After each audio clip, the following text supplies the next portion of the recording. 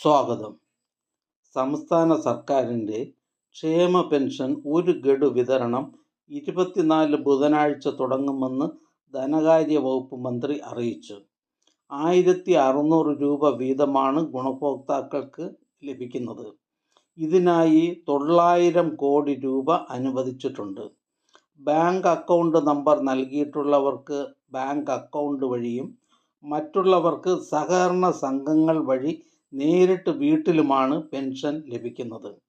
അതാത് മാസം പെൻഷൻ വിതരണത്തിന് നടപടി സ്വീകരിക്കുമെന്ന് ഈ വർഷത്തെ ബഡ്ജറ്റിൽ പ്രഖ്യാപിച്ചിരുന്നു. അതേസമയം 5 മാസത്തെ പെൻഷൻ ഇപ്പോഴും കുടിശ്ശികയാണ്. 5 മാസത്തെ പെൻഷൻ കുടിശ്ശികയിൽ 2 ഗഡു ഈ വർഷവും 3 ഗഡു അടുത്ത വർഷവും നൽകുമെന്ന് ധനവകുപ്പ് അറിയിച്ചിട്ടുണ്ട്.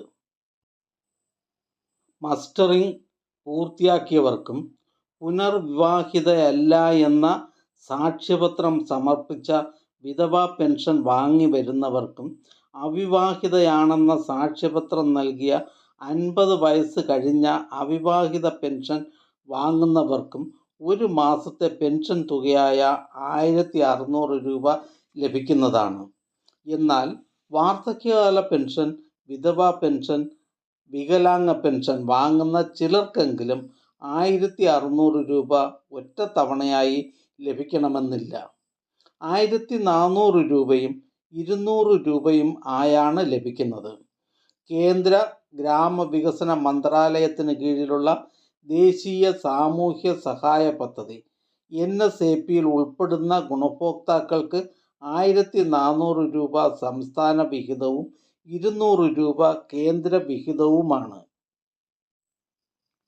NSAPയിൽ ഉൾപ്പെട്ട ക്ഷേമ പെൻഷൻ ഗുണഭോക്താക്കൾക്ക് കേന്ദ്ര വിഹിതം ആധാർ കാർഡ് അവസാനമായി ലിങ്ക് ചെയ്ത ബാങ്ക് അക്കൗണ്ടിലേക്കാണ് ക്രെഡിറ്റ് ചെയ്യുന്നത്.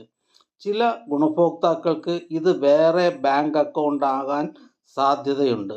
കാരണം കേന്ദ്ര ആനുകൂല്യങ്ങൾ എല്ലാം തന്നെ ആധാറുമായി അവസാനം ബന്ധിപ്പിച്ചിട്ടുള്ള ബാങ്ക് അക്കൗണ്ട് വഴിയാണ് ലഭിക്കുന്നത്.